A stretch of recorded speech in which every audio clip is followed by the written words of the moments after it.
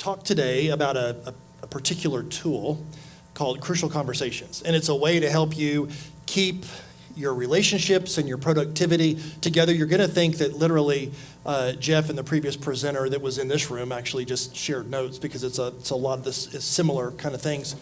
But what I want to do is just say crucial conversations can happen anywhere. Like this morning in our hotel room on our way over here. This is the crucial conversation that my wife and I had. The space where she was getting ready was little, and I went in to grab a shirt, and I said, "I'm sorry, I didn't mean to bother you." And she said, "Yet you were still able to do it." And so you never know when crucial conversations are going to hit. For those of us who are in the faith community, Ephesians chapter 4, verses 15 is kind of the total summary of this particular talk. And you know what the verse, Ephesians 4:15 says, "But speaking the truth in love, let us grow in every way into him who is the head, Christ Jesus." I like what the Amplified Bible says about it. It says this, "But speaking the truth in love," and then it has the little brackets, and it says, "in all things, both our speech and our lives, expressing his truth. Let us grow up in all things into him, following his example, who is the head, and that is Christ." And so we're going to walk through. I knew my time was after lunch, and so I went ahead and filled in the blanks for you. So you can take other notes, but the blanks are filled in for the main points of what we're trying to do. If you take all the people who have ever fallen asleep in an after lunch talk that I have given, and you lay them end to end, they're just more comfortable. So if whatever you need to do to manage yourself during this time, I will try to be quick. Okay, here we go. As we think about this particular presentation, it's kind of like Viewmaster. So remember, so I'm old enough to remember that my Viewmaster was actually this color. Okay, and so at the end of the day, remember Viewmasters? They weren't like a video. I mean, this was high tech, right? This was high technology, and you put the little thing in, and if it was Jungle Book, there were 3 discs, and it told the whole Jungle Book story. And you thought they did as a kid, but when you saw the video, it was like, wow, there's a whole bunch more. That's kind of this conference today. Okay, when it comes to the Crucial Conversations tool, the book, and some of the resources that are available, that's more the video. What I'm going to give you is the Viewmaster view. It's helpful. I mean, if you were to apply what we learned, these 3 or 4 skills today, it can make a significant difference in what you're trying to do. But I say this to say that the resource deserves more, okay? And so this is the Viewmaster view. So let's start our conversation by asking this question. And we don't have to do it at the tables right now. At your tables, take 4 minutes to discuss when you were a child, what strategies and tactics did you use to try to get your way. Let's just do it as a large group. When you were a kid, what did you do to try to get your way in a conversation? What's that? Okay, so be a brat. What else? My brothers would say I would also Okay. You were prepositioned, yes. That's awesome. What else? Anybody? Okay. Yeah. Did you? Negotiate and whine at the same time. Okay, so we have, I know this is hard to believe, but we have 6 grandkids under 5, or 5 and under. And there are 6 different ways that those little boogers negotiate. You know, we have our oldest grandson who he turns on the charm. Our oldest granddaughter just melts and like just not quite a tantrum, but just lots of tears. You know, that's how we negotiate. So here's the point. If we don't learn different methodologies for getting what we want, we take those into adulthood, right? And so now that you're an adult, what has changed? We're not going to mention anybody's names, but you know people. You worked with people. You may have been married, or you might be married to someone, or your kids, or whatever. But you know there's still some childish stuff that goes on when it comes to how do we try to get our way. So Crucial Conversations is a skill set. It's a set of skills that helps us not just react in the moment, but actually respond. So here's the point. The strategies we use to achieve the results we care about are often outdated and ineffective, and they're keeping us stuck. Okay? So, I will tell you, I just turned 60, and this unique set of skills is something that I just learned about 2 years ago, became aware of in a holistic kind of a set. Now, that doesn't mean I've been an idiot my whole life. What it simply means is this book's been around for a long time, so why didn't somebody love me enough to tell me there's a better way to do some things? Because my daughter told me at a meeting that we were in when she was on staff, actually I hadn't thought about this, but this is a great example of how we can sabotage ourselves if we're not self-aware. I was the executive pastor of a church. My daughter was the preschool minister. We go down to a meeting that the senior pastor called. The senior pastor said hey, we need to do this, that, and the other thing, and now Bob's going to finish the meeting. Well, I didn't know that I was going to finish the meeting prior to the meeting. And so I tried to guess what the outcome he wanted, and we moved toward that. On the way home, I was riding with my daughter, and I said to her, "How did that meeting go?" And she said, "Were you mad?" And I said, "No, I wasn't mad." She said, "You should have told your face." So, yeah, she can say that. And to quote somebody from this morning, I have resting Grinch face. So like when I am concentrating, like my face is real kind of serious, right? I wasn't mad at all, but I was concentrating, but I wasn't aware of that. So automatically that sent a vibe through the room, okay? So we're going to learn some stuff like that here in just a few minutes. So what makes a crucial conversation? Thanks for asking. This is the first piece that's on your handout. It's any time that you have opposing opinions, strong emotions, and high stakes in a conversation. Or high stakes means the outcomes actually matter. So it really matters. So every conversation is not a crucial conversation. And here's the interesting thing. Crucial conversations, sometimes you don't know they're coming.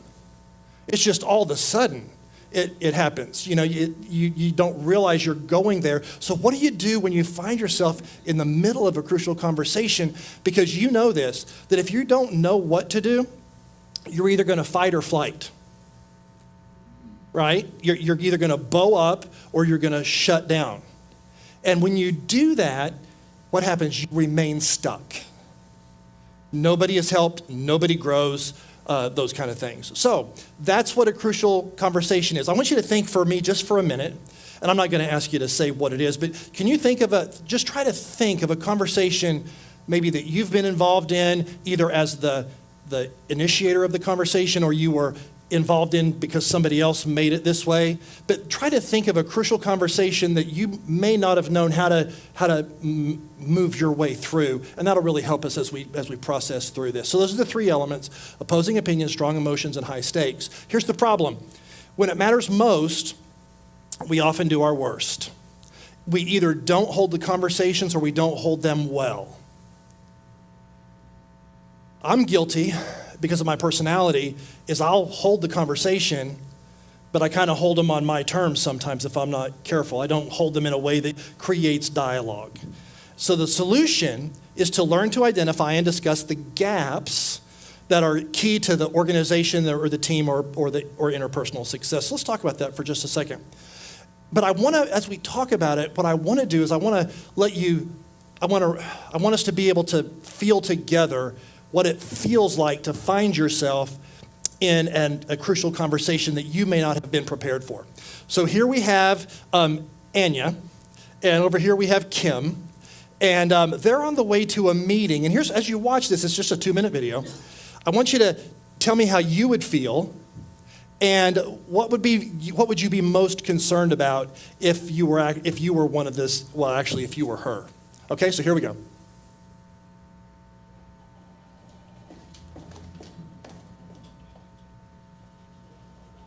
So, I am really excited to have you and your team digging out this project. Well, thanks. We're excited too.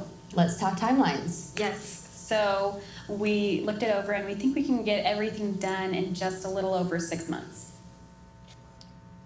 Okay. When I worked it out, it seemed like we should be able to finish this by the end of the quarter. Oh, wow. I'm glad you brought that up because that's like half the usual time for a project like this. Yeah, but that's why you're in this role. You have an ability to make the impossible happen. Thanks, Kim. But yeah, we went over all of the individual tasks, and there is no way to get that done in 3 months. Okay, let me give you some more context here. Other product launches are at stake. I've already said we can do it by then, and the accelerated schedules are in the master plan. Wait, so you've already made a commitment to the leadership team without consulting me about whether this is feasible? You know we need a big win this year, and there's a lot of pressure on us. Look, when I went to bat for you to get this position, do you know what I said? I said you're the best person for this job. I said you could get things done in tight timelines. All right, what you thinking? Let's talk. What are you thinking? What's that? Yeah, you feel left out of the decision at all levels. What else? Yeah, so it doesn't matter what corporate needs.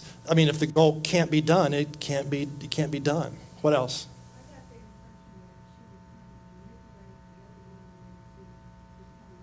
Yeah.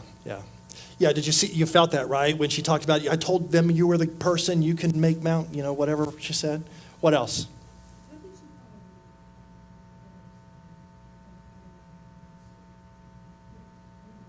Okay, yeah. So the message and the manner with which it's it matters, right? And these are all things we were told long time ago, but we just, in the press of daily life, we often ignore these kinds of things. What else? Else are you thinking?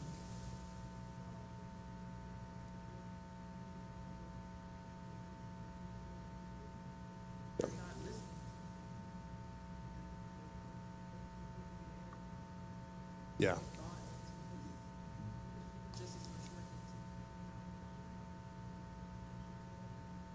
Yep. What else? Yes, sir. Okay. Yep. Yeah.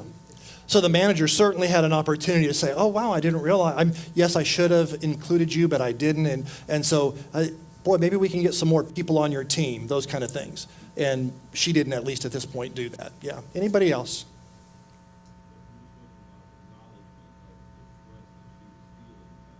Yeah. Yeah.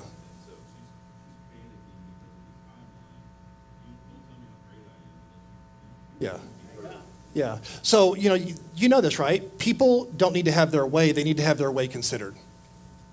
And so at the end of the day, people need to feel respected in our interactions. They need to know that we have goodwill toward them. They need to know that we empathize with them. And the manager certainly missed a lot of those opportunities. So I want you to keep that angst that we felt as we watch that, as we move through some of the rest of this, because here's the reality. What causes a crucial conversation is a gap. And it's a gap between what you expect the performance to be and what the performance actually is. Okay? And so what's interesting about this is this can be professional, it can be personal, and so let's talk for just a few minutes about maybe what kind of gaps we have. So as we think about it, possible gaps could be not everyone on your team is pulling their weight. Deadlines are constantly being missed. Someone who works for you continues to perform below their potential. You're consistently experiencing or witnessing microaggressions on your team, or your coworkers aren't as responsive as you need them to be. What are some other professional gaps, maybe from where you're the chair that you sit? What are some other gaps that may result in crucial conversations?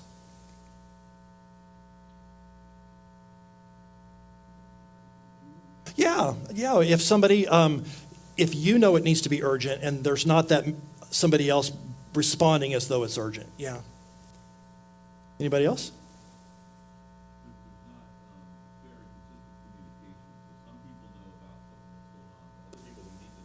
Yeah. Yeah, and we actually saw that in the previous video, right? So maybe the manager actually has no option. Like maybe there's some kind of train wreck that this actually has to be done. Well, that communication would have been nice. It would have been helpful. So then there's personal. So your spouse or your partner spends far too much time at work and doesn't balance work and personal life well. Your teenage child is constantly on their phone and won't engage in meaningful conversation. Your adult child lives at home still, but doesn't help out around the house. So the point of these two slides is to say, this isn't just a work problem. This is a life problem. And people who do well, people who are, Jeff talked about leader. In that whole general leadership, if you don't know how to hold conversations where people disagree with you and you feel strongly about something and they feel strongly about something, then you're at a disadvantage and everything goes downhill from there. So that's really what we're trying to do on these two slides about where the gaps are. So here's the real question though. Why are there gaps? So think with me for just a minute about if there are gaps between performance and expectation, what are some general causes of gaps? Rick talked about their lack of communication. So that's one. What else? Yeah, expectations are different. It's the manager expects this, the person who actually do the work expects this. What else? What's that? Yeah, so it's that whole thing that it's education, letting people know what the vision is or what the task actually is, okay? Somebody else was raised in there. Yes, sir. Yeah, unrealistic goals, absolutely. And so, and when there are gaps between performance, oftentimes the very next conversation that we were supposed to have, we can't, or we don't, because we don't know how to do it. And here's what they say is the reason for that. It's called the fool's choice. And here's the fool's choice, and this is on your sheet. It's the belief that you must choose between telling someone the truth and keeping a friend. Now we all, if you're human and breathing in this room, you know about this. You know that there are things that you wish you could tell somebody, but you're not sure that you'd still be friends on the other side. The whole premise of this is that this is in the same way that our previous presenter talked about we can choose our attitude and some of those kind of things. The fool's choice is to believe that I can either be nice to you or tell you the truth, but we can't do both. And so when you believe that, it sucks you into a way of living and being that actually cascades out from you, that actually causes people around you to be worse at what they do because you are not doing what you know to do. So with that in mind, a couple of things here. So like a toxic work culture can cause this. Pride and fear can cause this. I mean, I've been the boss before. I've been the manager of that where I just knew I was wrong, but I just didn't want to go back and tell the person that I was wrong. I've been the employee that was actually afraid to have an upward conversation with my boss because I didn't know what would. But so here's the thing. Empowerment in this situation, remember, speaking the truth in love with my words and my actions means that I don't have to settle for the fool's choice. Okay. Here's an interesting diagnostic. The health of any relationship, team, or organization can be measured by the lag time between identifying and discussing problems. So think about this. So let's go back to the Anya situation, the video. If that would have been a healthy situation, she could have immediately said something, right?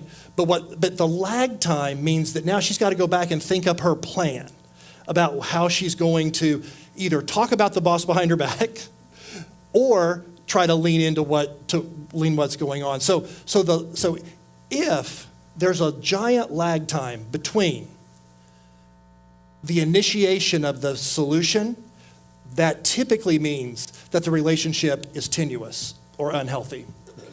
Okay, I want to show you a video that's is really effective to kind of show you how powerful this fool's choice is about being able to tell the truth and not tell the truth. Watch this.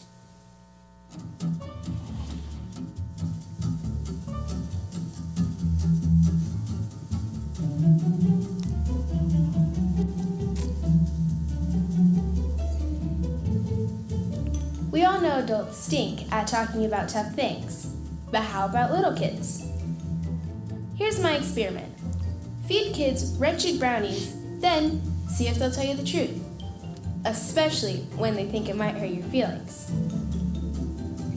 First, I made the brownies. Lots of chocolate, eggs, flour, but instead of just sugar, I added in salt.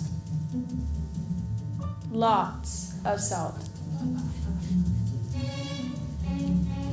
There's no way they can like these better. Then, I invited kids of various ages for a taste test. I told them I want to compare ordinary brownies to my special brownies. My dear grandmother's special recipe. My dear dead grandmother's special recipe. I gave them some cash for being such a big help. Okay, here it goes. First, they ate the yummy sugar brownies.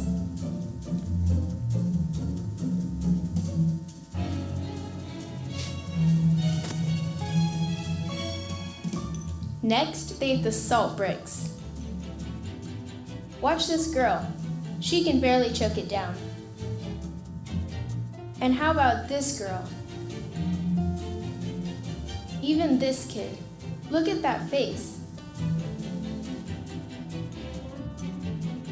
And now for the crucial moment. Will they tell me the truth and possibly offend me? I asked them to point to the brownies they like best. No surprise that some try to spare my feelings.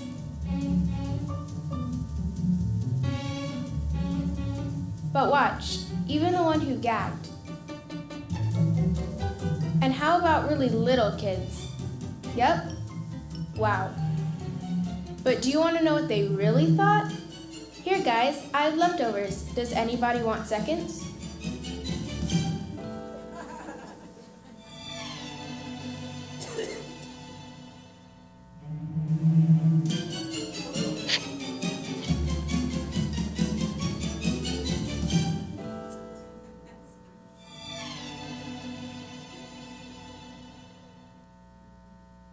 Okay, observations about human nature.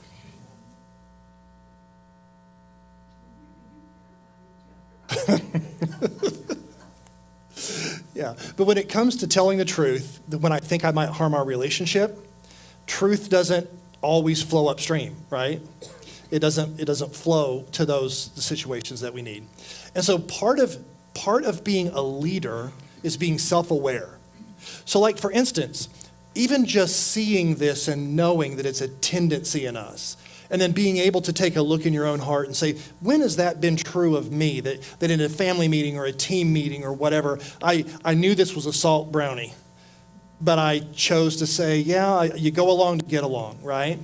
And so part of what even this thing is long after you forget me, you're going to remember that video. And there's going to be a placeholder for you to be able to say, I need to figure out a way to be completely candid and completely respectful. That's really the tension, right? How do we honor the relationship and still tell the truth? So when we feel stuck, in other words, when you're in a conversation and you don't know what to do next, it's usually because a crucial conversation it's because of a crucial conversation that you're unwilling to have. And what I'm going to show you is actually a couple of tricks or skills to do when you're in that particular moment. When you close the gap, and here's what's interesting. When you close the gap in a healthy way, you actually build trust. Now I want you to think about this with me for just a second. Do you have a time in your life when somebody that you know genuinely liked you or was for you, but they had to tell you something difficult? Like they were literally straight up in a nice way told you of an area where you could grow. How many of you have an experience like that? Okay, on the other side of that, tell me the emotion that you had. How did you feel about that person on the other side of that experience?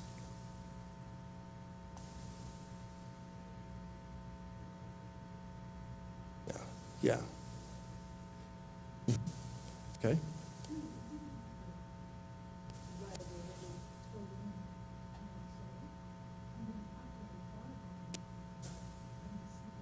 Yeah.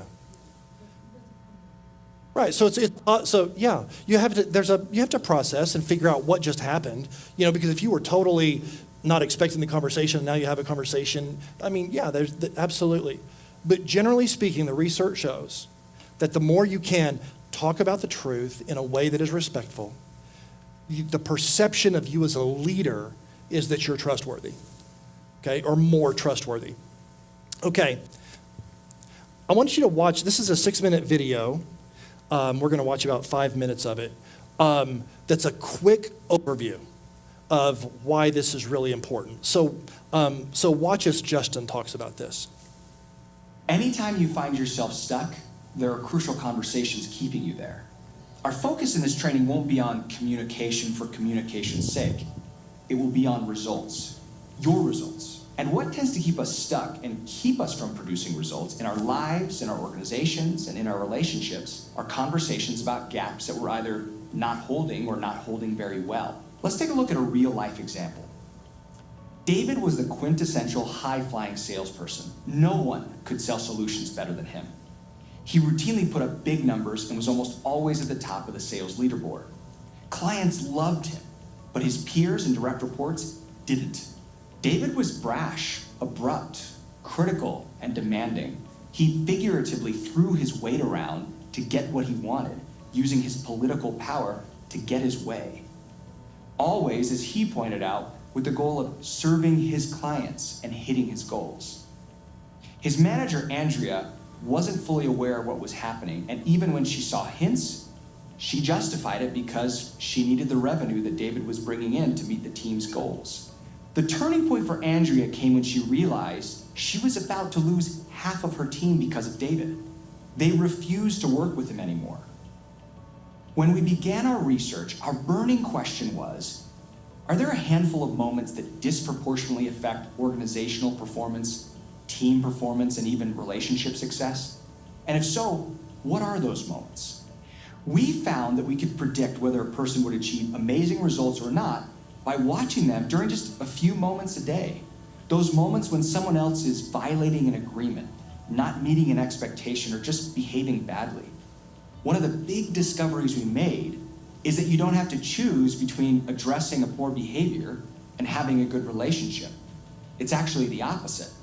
When you address behavior gaps effectively, you can improve relationships. Why? Because honesty actually builds trust. Andrea had two choices. Address the behavior in a way that closes the gap and keeps David engaged, or let a lot of her team walk away. She was a little apprehensive to have the conversation because David was so hard charging, and she was pretty sure he'd get defensive. She knew she needed to be really clear about her good intent. Before we finish up, there is one more thing I need to talk about with you. Okay. I have a concern that I want to discuss, and I want you to know that my goal is to address it with you. Okay. What's up? Andrea went on, very directly, describing the problem behaviors. She was clear, direct, she didn't sugarcoat anything. I've had a handful of your teammates tell me that they don't want to work with you anymore. There's a pattern of you cutting people off in meetings, rolling your eyes when they talk, raising your voice when they disagree, calling them lazy. All of this feels demanding and overbearing. People feel like they can't be their best or share their ideas when they're around you. But she was also very respectful. She clarified her good intent throughout. I see you as an invaluable contributor on this team. I have no concerns with your skills as a rep, but your ability to be a great teammate is as important. I want you to continue to grow, and this behavior with your colleagues, I worry it will completely get in the way. There was no defensiveness. He just listened. The conversation went on for over an hour, and Andrea helped him see the impact his actions were having on the team culture and would eventually have on his own ability to be the salesperson he wanted to be. Once Andrea helped him make that connection, she said that David practically craved the solution to closing that gap. Over the weeks and months that followed, Andrea worked with David, coached him, mentored him. She gave him ongoing feedback, and David made those changes. He became one of the most respected and well-liked people in his organization. Not only that, but the relationship between Andrea and David changed forever. David knew that Andrea cared tremendously about his success, and it paved the way for many important conversations after that. If you really want to improve both your results and your relationships, you need two things. First, you need the skills to effectively step up to and honestly address gaps in performance and behavior.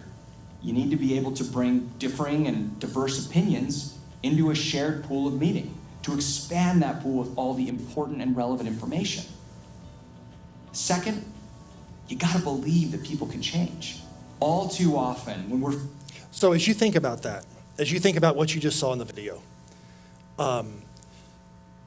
what did you see the manager do that stood out to you?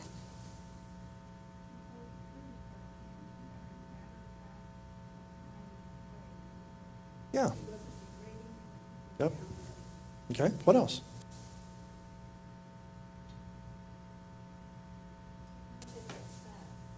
Okay.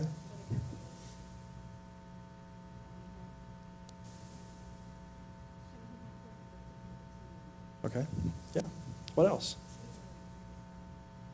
Yeah, that's good. She didn't really, well, the side she picked in the sense of, well, I believe them or whatever, but the side she picked was really his. I want the best for you. I want you to thrive. So yeah, she didn't take what the people said and beat him with it. Yeah. What else?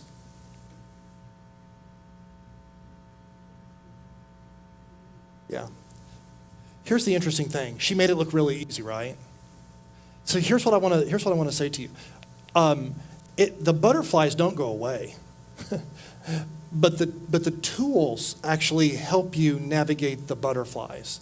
I mean, anytime you're having a conversation with somebody that is crucial, by definition, emotions are strong. So it's important to have tools to help do this. To move it from, I'm trying to put you in my, I'm trying to shoot you with my scope, to it's a gift. Like what we're doing here, this is a gift to you. This is a gift of feedback. It's a gift of you having the opportunity to learn. Here's the model, and this is on your page on the bottom. This is what's called the Crucial Conversations model. And here's just a couple of things I want to show you about the model before we jump into it. Notice that it says there's a before, there's a during, and there's an after. Okay? So according to the model, there's some things you do before the conversation. You get unstuck and you master your stories. During the meeting, you share your meaning and you ask for theirs. We'll talk about what that means in just a second. And then when you close at the end, it's really who does what by when and how will we know. I mean, that's really what that is. But here's the important thing I want you to see. The goal of this doesn't work. This doesn't work unless you really want a pool of shared meaning. Like, in other words, this is not a way to manipulate people. This is not a way just to get the salesman out of your office and back into the workforce or whatever. What you're really trying to do is you're trying to make it so that I call it creating a sense of usness. It's not you and me, it's us. And in order for there to be usness, there has to be this pool of shared meaning. And the only way that you can get to the pool of shared meaning is in dialogue. That's why it's called Crucial Conversations Mastering Dialogue. Okay? And so notice this. See where it says silence and verbal violence? See those? Right? So silence it's that lower brain function. Fight or flight. Really, this is flight. I'm either not going to weigh in or I'm just going to, I'm not going to talk. I may even leave the room, whatever. Verbal violence is when I escalate and I yell, call names, become adamant or whatever. And so as the person having the conversation, part of our job, I mean, really our only job, is to behave in such a way that the pool of shared meaning is created, because the most good comes from a pool of shared meaning. That all those V's that Jeff shared with us this morning, you don't have those without a pool of shared meaning. Okay? So, and again, I've already said this, but you create a pool of shared meaning through open dialogue. Here's the model I've already shared. What I want to do is I'm going to show you a skill from here, and I'm going to show you a couple of skills from here that'll help you take some initial steps in learning how to use this tool. Who is this? This is Flo. What is Flo known for? Insurance, but specifically, what does Progressive want you to do? Bundle, yes. But bundle your insurance, your car, your boat, your house, and it's better for you and better for them. So, I mean, if you like Flo, great. But if you like Progressive, here's my point. When it comes to crucial conversations, we don't want to bundle them, we want to unbundle. Okay? And this is actually, I think it's on the other side. It's on the second side of your paper when we talk about unbundling. So I want you to think about this for just a second. Let's go back to the salesman. Okay? If this would have been the first time that he did that, she might have had an entirely different kind of conversation with him. She still needs to have a crucial conversation with him. But so what you need to ask yourself in the crucial, what kind of a crucial conversation are we in? If you listened and you might have caught this, she said you have a pattern of behavior. Did you hear that when she said it? So in essence, what she was doing is she was unbundling this. And she did two things. She stated that there was a pattern, so it's more than a single instance of a problem. It's actually a recurring problem. It may have started here, but it has gotten to here. And maybe even as a manager, maybe she ignored it. Maybe she heard some stuff, but she liked the bottom line stuff. And so she could have maybe handled it here. But what ended up happening, she handled it when it was a pattern. And notice this. So pattern in relationship. How does the problem affect your working relationships? So what she did is she unbundled using CPR, and she addressed it as a pattern that affected relationships. Okay, so I want you to think about this for just a second. So when your brain is like somebody makes you mad, or it's the crucial conversation stuff coming together, strong emotion, outcome, all that stuff. And all of a sudden you feel stuck. What I'm saying to you and what Crucial Conversations is saying is, don't let your fight or flight brain take over. Immediately categorize it. Is this a one-time issue? Is this a pattern? Or is this a relational issue that we need to talk about? See, what happened in that moment, you went from your lizard brain to your thinking brain. The reason sometimes we say stupid things in conversations is because we never get to our thinking brain. We get in that lower level brain area where it's really about self-preservation, fight or flight. So, first thing you do is engage your thinking brain asking, is this a content issue? Is this a pattern? Or is this a relationship? Comments, questions, thoughts, ways you'd want me to unpack this more? Okay? So anytime you find yourself stuck, so stuckness in a conversation is a clue that you're likely in a crucial conversation. All right? Refuse the fool's choice. If possible, refuse the fool's choice and then use CPR to breathe life into the conversation. Unbundle with content, pattern, or relationship. All right? So, going back to the model, look at your model, and where it says the pool of shared meaning, there is an arrow that points to it, right? There's two arrows. There's two blue arrows pointing to the middle. I want to talk about the arrow that's on your side. Okay?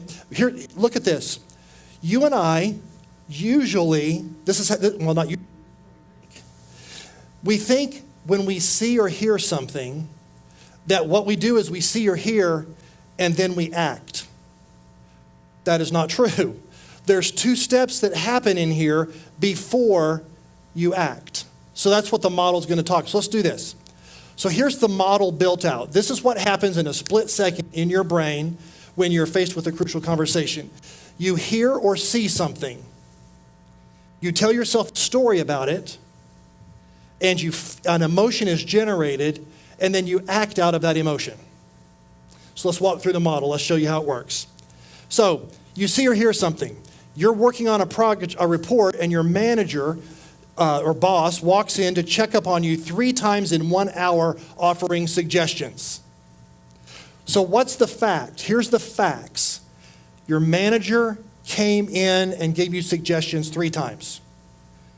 But what story might you tell yourself about those facts?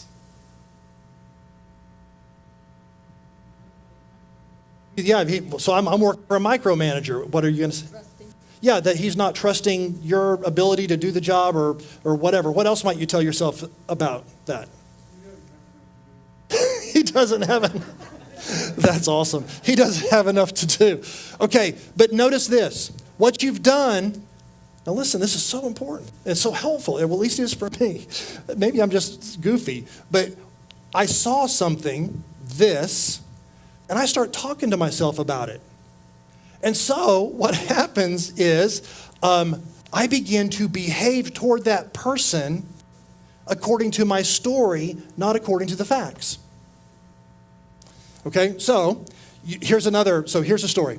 You decide, so we see and hear, and then we tell a story. You decide your manager is questioning your capabilities. So this is the story we're going to tell about ourselves.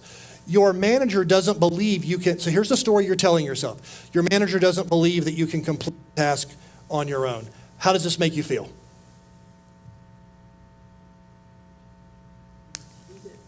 Defeated? Okay. Angry?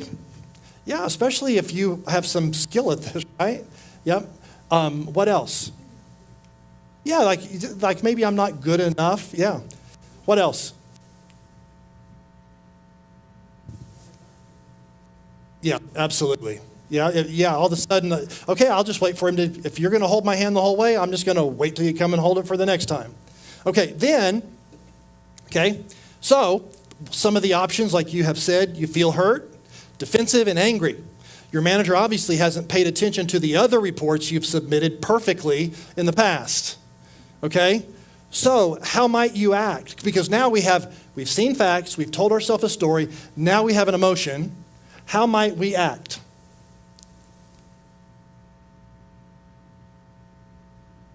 Yeah, shut down. Yeah. So let's look at some of the behaviors that might happen as a result of this. You ignore your manager's suggestions and spend time complaining to your coworkers about his management style or her management style, right? I'm not going to ask anybody to raise your hand because probably all of us are guilty at some point of being this person. So you don't hear and see and then act. You hear and see, you tell yourself a story about it, you feel based on the story, not the facts, and then you act. Okay, let's just assume that's true. Just give the research, say it's valid. How does this help us? What's helpful about this little bar arrow pointing to shared dialogue? Okay, yeah. Yep. Okay, all right. Yeah, so, these are going to happen, but you, so help me understand, you don't need the middle two. Yeah, okay. So in other words, you need to be aware of your vulnerability to tell a story that's going to generate an emotion that's not going to be helpful to you. Yep. What else?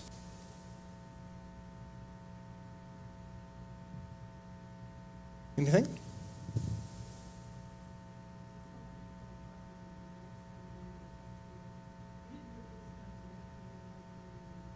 Yes. Have you read the book? Because they call that the downward spiral. This is here's the spiral. You see something, you tell yourself a story about it, then you have an emotion about it, and then you act, and then something else, another set of facts happens, and you just keep going, and it's a downward spiral, and so ultimately something punitive happens in the relationship or in the job, those kind of things. Okay.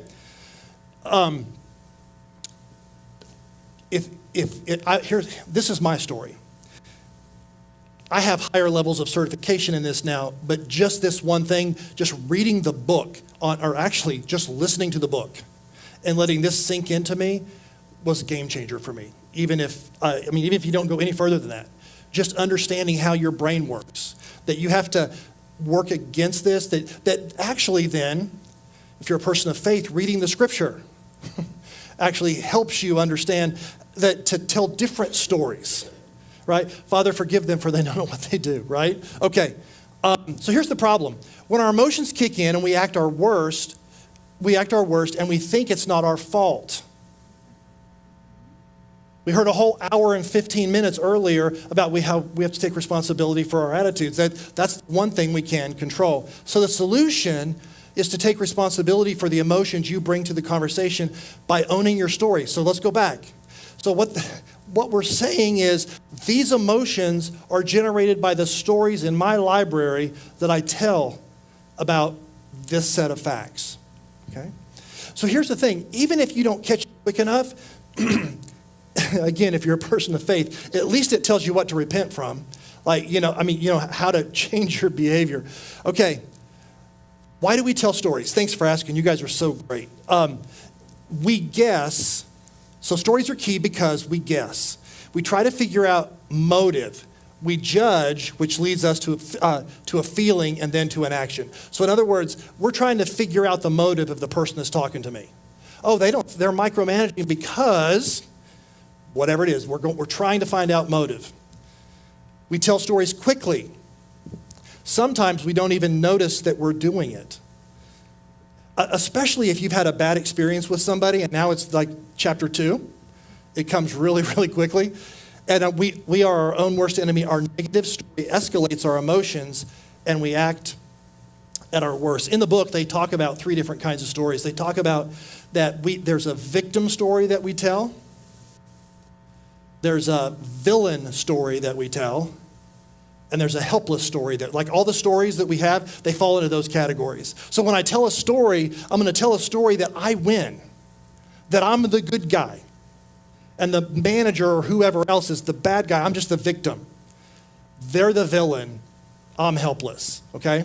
So as we look at this, here's the reality, and here's why we need tools.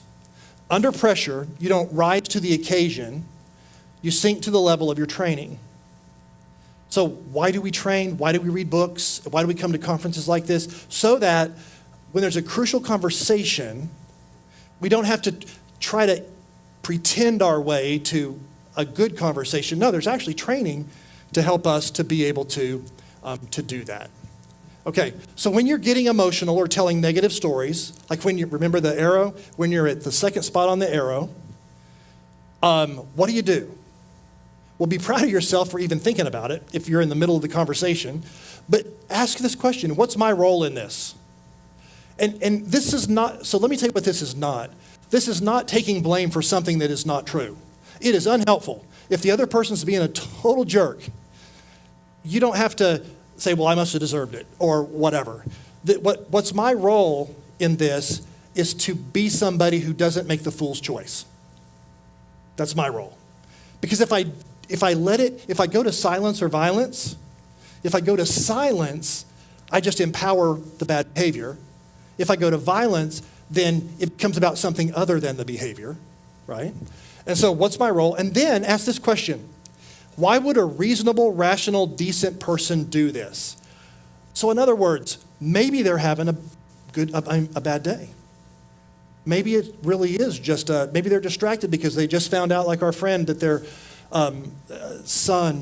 adult son's had a heart attack and they don't know what's going to happen so maybe they're not even, maybe work is just an irritant right now because they really have this other thing. So this is giving the other person the benefit of the doubt. Remember, the pool of shared meaning is really asking this question. how do we create an us-ness to this? So that it's not them and me, it's really us, okay? So why would a reasonable, rational, decent person do this? And what should I do right now to move toward what I want? And what I want is, well, we're going to talk about that in a second, so I'll give you some cliff notes, but you're not wanting to win. That's not the point. How do we move toward what we want is truth, we want candor, and good relationships. So what's my next step in moving to that? Comments or questions? Are there other things that you have found helpful when you're getting emotional about a thing?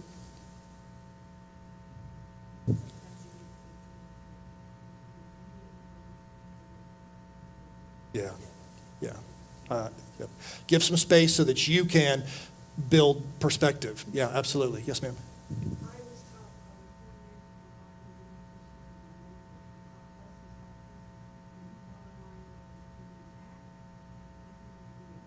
Mm-hmm. Yep. And so what we want to do is what? Act, right? Yep.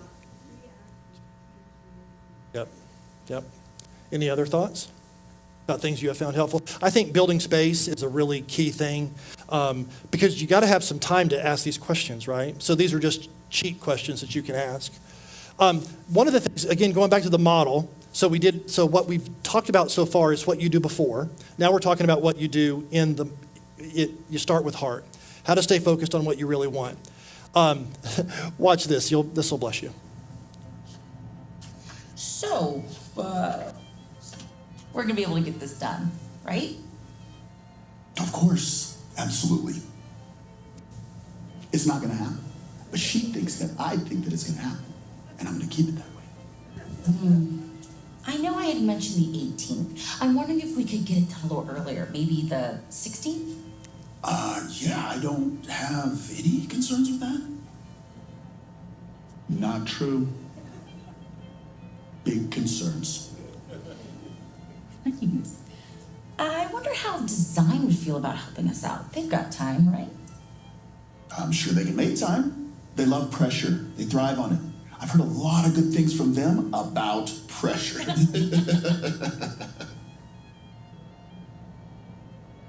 They're gonna hate me. I won't be invited to Taco Tuesday, like, ever. Oh boy. So, what are your needs in terms of budget? Budget?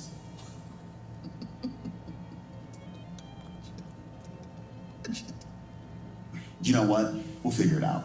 I know how important this is. Great. It is really great to be able to work so collaboratively with you on this. Collaboration. You tell me what to do, I do it. I totally agree. It's so refreshing to have a manager I can really talk to. Thanks.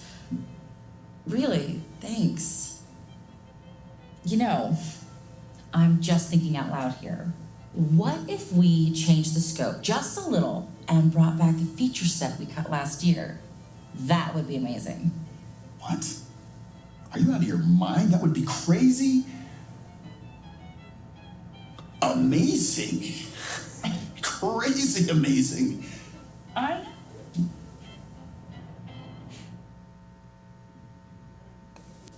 Okay, so the whole point of that is this. If we don't talk it out, we'll act it out.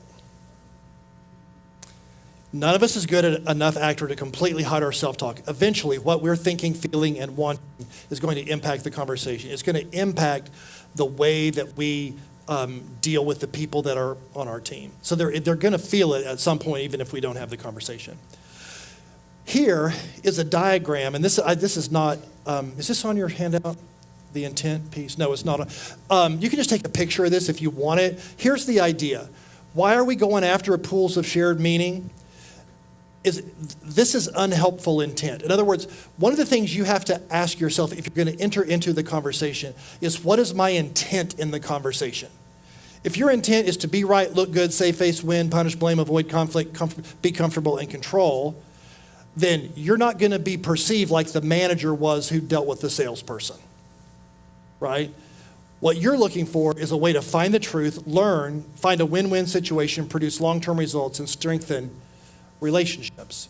And so part of the way that you know that you're contributing in a way that you may not intend to contribute is by looking at what's unhelpful intent and the why behind what you're feeling about that conversation. Okay? So you may not want to be here, but you may find yourself here. So the responsibility then becomes, how do we move over to the good kind of intent? Okay, the first thing that deteriorates during a crucial conversation is not our behavior, but our intent. Be clear with yourself and others about what you really want. That's what we just talked about. So how do we do that? Ask yourself questions. What do my actions communicate about my intent? So if somebody responds to you in a particular way, at some point you just need to ask, what did I do? What of my behavior facilitated, what did my behavior say? So for instance, going back to my daughter's illustration where she asked if I was mad, I was unaware that when I concentrate, I kind of make a Grinch face or whatever. And so anyway, that's good to know. But it affected how she felt like what my intent was in the meeting. Okay? So what do I really want? What do I want for me? What do I want for the other person? What do I want for our relationship? What do I want for our organization? I will tell you, I'm trying to help my parents decide to move to Florida. They're 80 now and not in great health, and I actually used this grid to formulate some conversations that I had with my parents.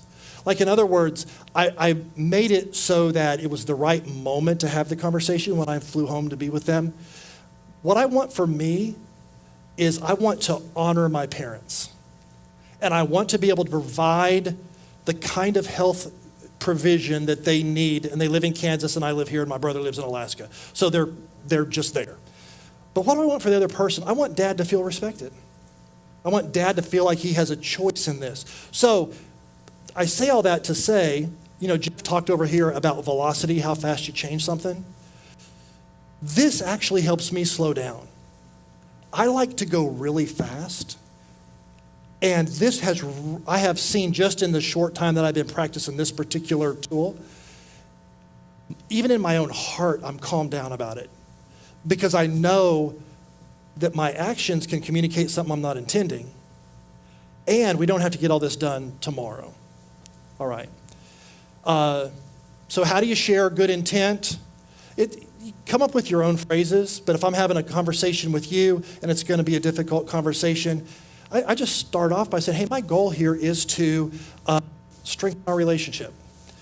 We need to have a little bit of a tough conversation, but I need you to know before we begin, this is really all about a stronger relationship. Or I want to see you succeed. You saw that in the video with the salesman, right?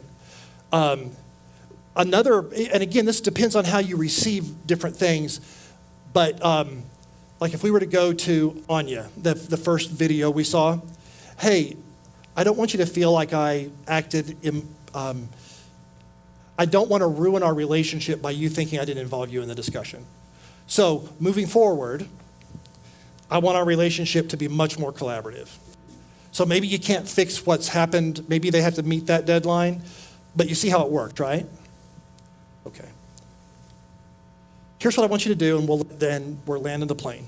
What I like to do just to help you guys have something that you take with you is I just call this the what are you leaving, what are you taking?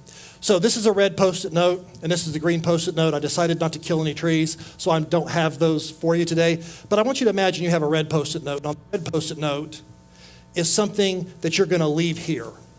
Like you're not going to do it anymore. You're not going to do it out there. You're going to leave it here. And then the green is the thing that you're going to take with you.